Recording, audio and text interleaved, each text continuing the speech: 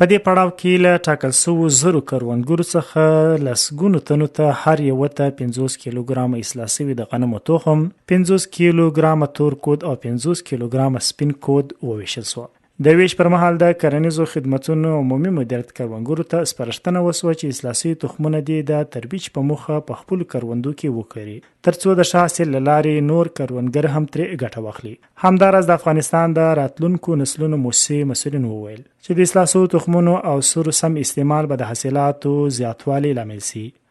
او د کروندو پر اقتصادي ژوند به مثبت اغیز ولري. په یاده پروسه کې د ولسوالۍ مقام، امنیه قومندانۍ، استخباراتو مدیریت او د ترویج مدیریت کارکونکو ګډون درلود او کروندګرو ته د اصلاح شوو تخمونو او سرو د سم استعمال په اړه علمي روزنه هم ورکړه شوه. کروندګرو خوښي څرګنده کړه او ویل